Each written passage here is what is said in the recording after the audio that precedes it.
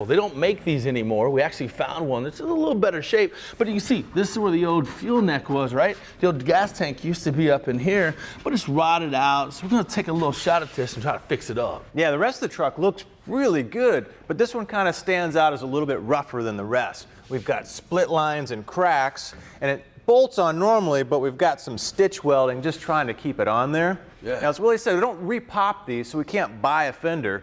But we did find one that's in a lot better shape, so at least we have a better starting point. Exactly. And these are notorious for busting here. So we'll get this off, see what kind of damage is in this bed. You attack the new Fender, and I'll start right here. Let's get after it, man. Come along, I'll show you the one we got. All right, well, this is our new Fender. And I kind of say that sarcastically because obviously it's got the same sort of age on it as our other one, but it's a much better starting point than the one that's on the truck right now. Now, if we look back here, we've got our back flange, and that's all in pretty good shape. So that's kind of cool. The overall condition, you know, it's lumpy and bumpy, but we can work that out. Now we do have, you know, the filler neck hole, which I've started to clean up, and I've taken some of the rust that's worked on the edges, starting to work it back into the good metal, so we're going to work on that. And a really good technical spot is this lower corner. Now what makes this one tricky is I've got a lot of roll down here, and I've got a lot of roll here on the fender well, and what's going to get really interesting is when it comes together, how do you work that out? Now the thing about metalwork a lot of times is figuring out maybe you do it more than one piece. Where do I put my split lines? So with all this curvature and here fighting each other, maybe I split it up. So if I look at my flat panel, all right, and I laid that on there, it's working. This corner is really going to hang me up. So what if I split it right there in the center and along here, work the top half and a bottom half? So now I don't have to curl all the way around. I don't have to curl about halfway. I can come from this side, curl it about halfway, and I'll just stitch it right along that edge. So that'll mean as I curl the edges, I'm only fighting this side half as much as I would have, which is going to be a whole lot less work. Now, how do I get this shape in here? Well, a little bit of homemade ingenuity, and you can make dies out of just about anything. So here's a couple pieces of 1/4-inch plate. Happens to be about the right thickness. Just TIG weld it or MIG weld it or whatever you want together, and just work it out a little bit till it's got the right sort of radius under there. Well, one thing we did on this one, just kind of a good tip, if you lay it down here, it's got a little bit tighter radius than this corner, which is okay because I can work this edge, I can rotate my tool or the part, and I can work this edge, right? But I can get it up in that corner and really get this shape working. So let me start cleaning this up a little bit more. Let me cut me a little bit of panels here that I can get started with, fire up some hammers, some torches, have a little fun. Okay, we're back at the old Fender. Got to get this guy off. So we had some 75-plus-year-old bolts here on the running board. We got those cut away, a couple bolts behind the Fender. Now we're going to attack these spot welds that they use to hold this guy under the bed. Now the key here is not to damage the bed of this truck. It's all original. He wants to keep the owner wants to keep this thing in best shape possible. So I'm going to try to lean this guy out a little bit and get these spot welds here in the corner. Well, let's hope this works. All right. All right. So there's the old guy backing out.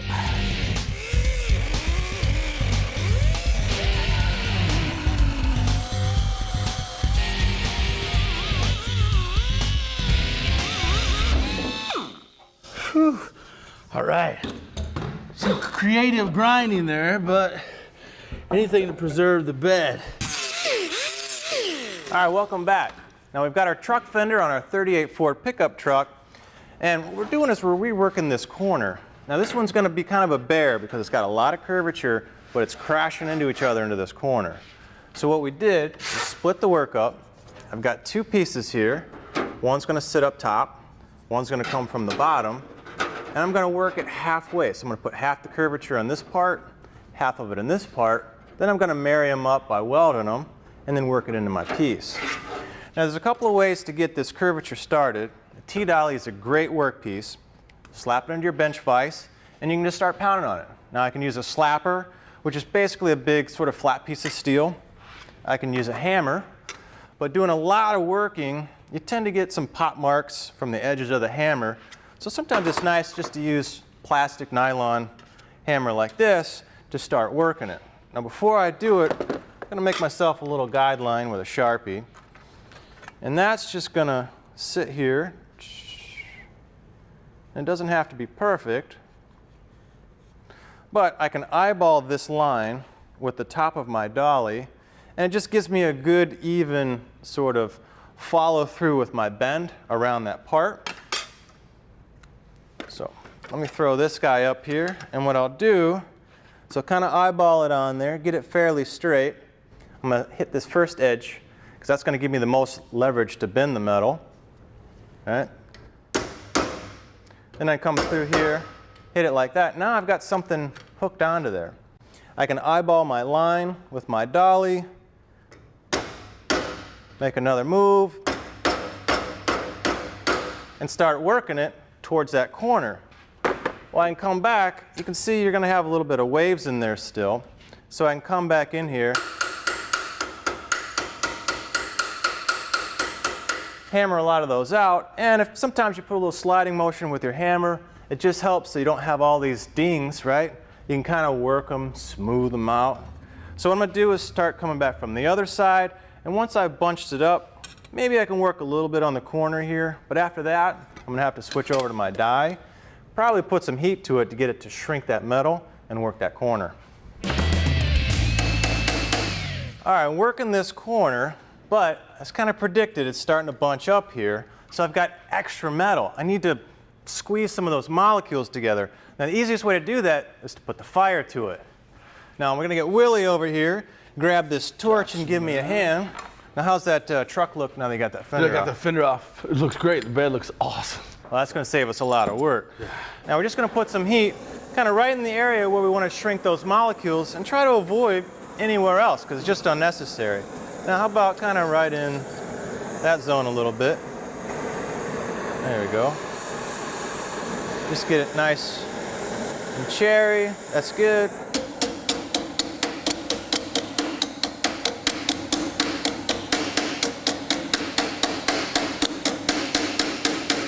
And you can see once it's hot, boy, it moves pretty quickly. So a great little tool, you don't need a lot. Poof, a couple little spots you can work on. Then you can hammer it out, you can metal finish it. So I'll work this one a little bit more. I'll flip over, do that other half, kind of start marrying them together. All right, well I got my other half made. And what I did is, I left it long so I got room to trim. And you can trim it with snips, but you might get a little bit too much in the danger zone, or a cutoff wheel, or even a grinder. What I'm going to do is then work them a little bit tighter with the grinder till there's no gap. These will fit nice and tight. Maybe I'll get Willie over here to give me a hand, throw a couple tacks on it, run my stringers. Yeah, this is where it helps to have some friends. We've got both shells here. And Willie's brave. He trusts me, and he's going without gloves on the first tack so we can get a nice feel, try to balance out the edges, and get this thing locked in a good spot so we can continue to weld and work it all in one. Now, I'll let you decide when you feel good. Go ahead. Sorry, Mom. Okay. You good? Yep. Okay, there we go. It's gonna get hot.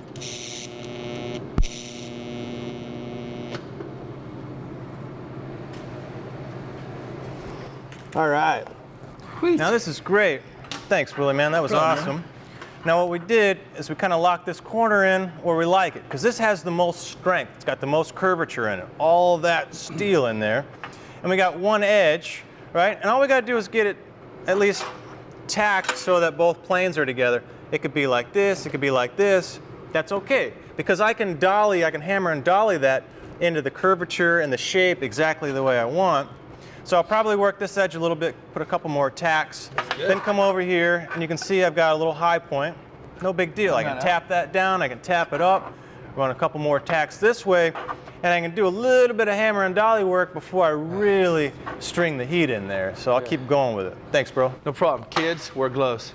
All right, don't go anywhere. When we come back, we're going to wrap up this part here.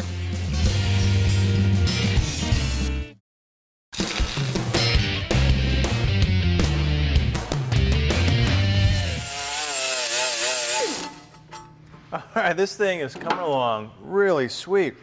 Now I seamed it with a TIG welder right along the entire, two halves of the part.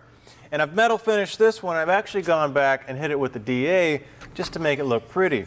Now if you want to do some really fancy metal work, you want to stick with like a 50 grit versus a 36 grit. But if you're going to go to high build primer and paint, 36 will rip it just as good, maybe faster. And the nice thing about splitting it right through the center is I've got a lot of strength in that curvature. So even though I put a lot of heat into it, the part hasn't moved at all, which is great. The other thing that's nice about seaming it right along the top of that radius is that weld kind of sits up there near the top, so it's exposed and it's real easy to grind off versus being on flat where you're kind of hitting a lot of the surface area trying to get to that weld bead. So a really cool way, it's coming along pretty nicely. All right, got a little more work to do here. It's just over on a 3-pin roll on the English wheel, because if you look at this thing, it's got a lot of bends going on in it, compound bend actually. You have this radius that you're dealing with here. I got that on the 3-pin roller. I took it over because you got to stretch, you got this bend going on here too. So I'm close. I need to go over to the English wheel, stretch her out a little bit more. I'll scribe it, we'll cut that out so we'll get it exactly right up here, butt weld it, and hopefully smooth that over where you never know it was there. Before you know it, we're going to have a nice new looking Fender. Yeah.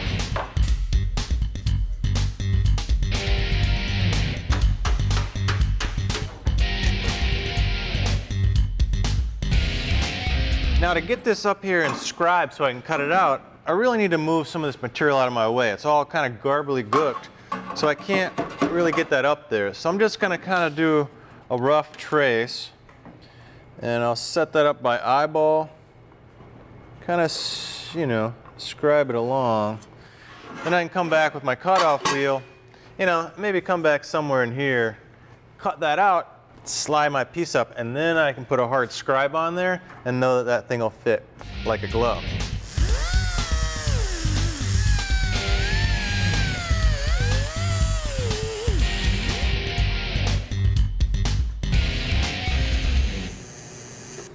Nice.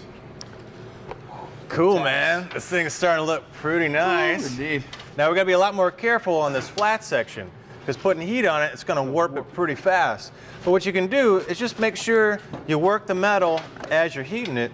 So periodically you throw a few tacks, you throw a few stringers, come back on, and just make sure that as you work it, you keep it in control so it never gets out of whack and you never lose it, because trying to work a whole panel that's gone wonky, it's really tough. Yeah, man. Willie, your English wheel is looking pretty sweet, man. This is looking good. Loving the patch panel down here, bud. Yeah, this is fully metal finished. We'll rolled on the insides and trimmed so it just curls around like the rest of the Fender. By the time we get this thing finished, the patina look he's got on the truck, this is gonna be the nicest piece on the whole vehicle. I don't know, it might look